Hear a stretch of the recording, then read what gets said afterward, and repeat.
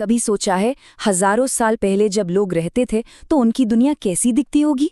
मतलब ना कोई इंटरनेट था ना कैमरे, तो फिर वो अपनी कहानियां कैसे बताते होंगे? इसका जवाब मजे की बात है दो बिल्कुल अलग अलग जगहों पे छिपा है। एक तो है पुरानी किताबों के पन्नों में और दूसरा जमीन के नीचे दबी खामोश कब्रों में। तो आज हम इन्हीं दो सुराखों को पकड़कर प्राचीन भारत के कुछ रहस्यों से पर्दा उठाने वाले हैं।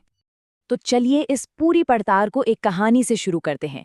कहानी है मेरी की। मेरी जो आज पहली बार अपने स्कूल की लाइब्रेरी में गई और वहां किताबों से भरी अलमारियों को देखकर वो बस हैरान रह गई।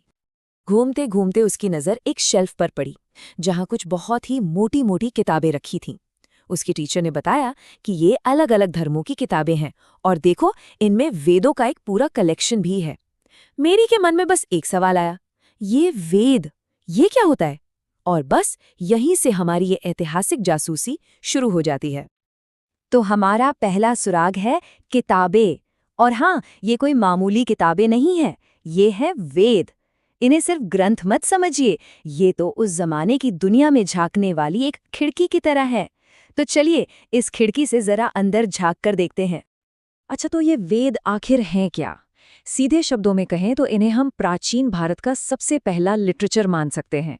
ये असल में पवित्र प्रार्थनाओं मतलब हाइम्स का एक कलेक्शन है और वेद शब्द का मतलब ही होता है ज्ञान, यानी ये ज्ञान के सबसे पुराने सोर्सेज में से एक हैं।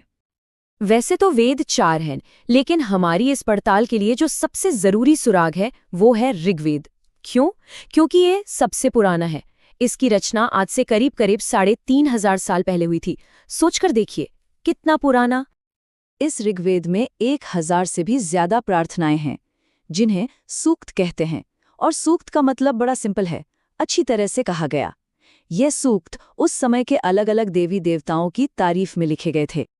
और इन सभी प्रार्थनाओं में 3 देवता सबसे खास माने जाते थे। एक अग्नि यानी आग के देवता, दूसरे इंद्र जो एक वॉरियर गॉड मतलब योद्धा देवता थे, और तीसरे सोम। सोम असल में एक पौधा था जिससे एक स्पेशल ड्रिंक बनती थी, शायद किसी धार्मिक पूजा पाठ में इस्तेमाल होती होगी। और अब आती है सबसे हैरान कर देने वाली बात, पता है क्या? ये सारी प्रार्थनाएं, ये सूक्त सदियों तक लिखे ही नहीं गए थे। जी हाँ, इन्हें बस शब्द दर शब्द याद किया जाता था। गुरु अपने शिष्य को सुनाते, वो अपने शिष्य को, बस ऐसे ही सुनकर और बोलकर ये पीढ़ी दर पीढ़ी आगे बढ़ते रहे। सोचिए तो जरा, मेमोरी पावर कितनी गजब की रही होगी। चलिए ऋग्वेद से एक छोटा सा उदाहरण देखते हैं।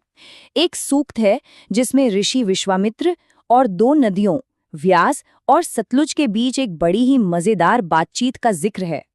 इसमें ऋषि विश्वामित्र नदियों से बात करते हुए कहते हैं, हे नदियों, पहाड़ों से नीचे ऐसे आओ जैसे 2 तेज रफ्तार घोड़े दौड़ रहे हों, या जैसे 2 चमकती हुई गायें अपने बछड़ों को प्यार से चाट रही हों। अब यहाँ एक चीज पर गौर कीजिए, तुलना किससे हो रही है? घोड़ों और गायों से, जो उस जमाने में सबसे कीमती जानवर हुआ करते थे।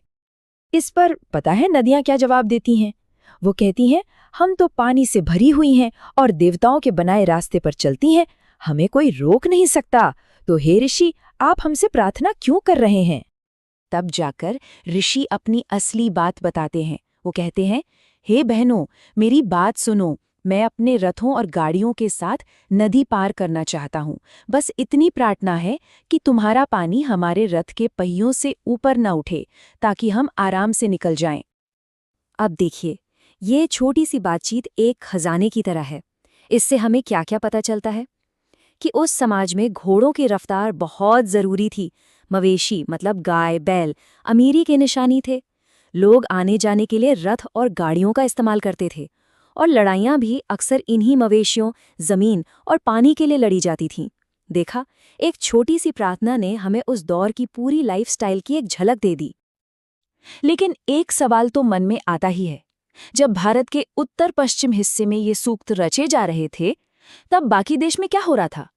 क्या वहां भी लोग ऐसी ही प्रार्थनाएं लिख रहे थे? इसका जवाब हमें हमारे अगले सुराग से मिलेगा। तो अब वक्त है हमारे दूसरे सुराग का, और ये सुराग किसी किताब में नहीं लिखा है, बल्कि पत्थरों में गढ़ा गया है। ये एक ऐसी कहानी है जो हमें जमीन के नीचे दबी खामोश कब्रें सुनाती हैं। इन्हें कहा जाता है महापाषाण, या इंग्लिश में कहें तो मेगालिथ, मतलब बड़ा पत्थर। ये बड़े बड़े पत्थर असल में कब्रों के ऊपर एक निशान की तरह लगाए जाते थे। और ये जो प्रथा थी, ये आज से करीब 3000 साल पहले शुरू हुई। और सिर्फ एक जगह नहीं, बल्कि Deccan, south India, north east और कश्मीर तक फैली हुई थी। मतलब ये ऋग्वेद के लिखे जाने के थोड़ा बाद शुरू हुई, पर एक वक्त था जब ये दोनों कल्चर एक साथ मौजूद थे। तो जब आर्कियोलॉजिस्ट्स ने इन कब्रों की खुदाई की, तो अंदर क्या मिला? सिर्फ कंकाल नहीं, बल्कि उनके साथ दफनाई गई ढेरों चीजें, जैसे कुछ खास काले और लाल रंग के मिट्टी के बर्तन, लोहे के औजार और हथियार, घोड़ों के कंकाल और उनका साज सामान, और सोने और पत्थर के गहने भी। ये सारी चीजें उस दौर की जिंदगी की पहेली को सुलझाने में मदद करती हैं। ये कब्रें ना हमें समाज में मौजूद भेदभाव की कहानी भी बताती हैं। एक उदाहरण लेते हैं। ब्रह्मगिरी नाम की एक जगह पर एक कब्र में एक कंकाल के साथ 33 सोने के मनके और एक शंख मिला। वहीं दूसरी ज्यादातर कब्रों में क्या मिला? बस कुछ मिट्टी के बर्तन। तो ये फर्क साफ साफ दिखाता है कि उस समाज में कुछ लोग शायद ज्यादा अमीर या ज्यादा जरूरी थे और कुछ आम लोग थे। तो अब हमारे पास दो बिल्कुल अलग तरह के सुराग हैं। एक तरफ किताबों में लिखे शब्द और दूसरी तरफ खामोश पत्थरों की कहानी। चलिए अब इन दोनों को साथ में रखकर इस ऐतिहासिक पहेली को सुलझाने की कोशिश करते हैं। ये टाइमलाइन देखिए, इससे हमें एक अंदाजा लगता है कि ये सब कब हो रहा था। करीब 3500 साल पहले ऋग्वेद की रचना शुरू हुई और उसके लगभग 500 साल बाद 3000 साल पहले महापाषाण बनाने का चलन शुरू हुआ और इनाम गांव जैसी बस्तियां भी इसी दौर में बस रही थीं। मतलब ये सारी चीजें एक दूसरे के आसपास ही घट रही थीं। तो कुल मिला के हमने क्या देखा? जो किताबें हैं जैसे ऋग्वेद, वो हमें उस दौर के विश्वास, उनके देवी देवता, समाज का ढांचा और भाषा के बारे में बताती हैं। वहीं दूसरी तरफ जो कब्रें हैं वो हमें उनकी डाइट, उनकी सोशल हैसियत, उनकी टेक्नोलॉजी जैसे कि लोहे का इस्तेमाल और मौत के बाद की उनकी सोच के बारे में बताती हैं। ये दोनों सुराग मिलकर ही अतीत की एक पूरी तस्वीर बनाते हैं। तो ये सब देखकर एक बात तो साफ है, इतिहासकार भी एक तरह से जासूस ही होते हैं। वो ऐसे ही अलग अलग सबूतों को जोड़ जोड़कर अतीत की एक जटिल और रंगीन तस्वीर तैयार करते हैं। इतिहास सिर्फ तारीखें और लड़ाइयां रटना नहीं है, ये तो एक खोज है, एक डिस्कवरी है। और अंत में चलिए एक सवाल के साथ इसे खत्म करते हैं। जरा सोचकर देखिए, अगर आज से 3000 साल बाद कोई हमारे आज के जमाने को खोजकर निकालेगा, तो हम अपने पीछे क्या सुराग छोड़कर जाएंगे? हमारे स्मार्टफोन्स, हमारी बिल्डिंग्स, यहाँ तक कि हमारा कचरा, ये सब मिलकर उनके लिए क्या कहानी कहेंगे? सोचने वाली बात है ना, है ना?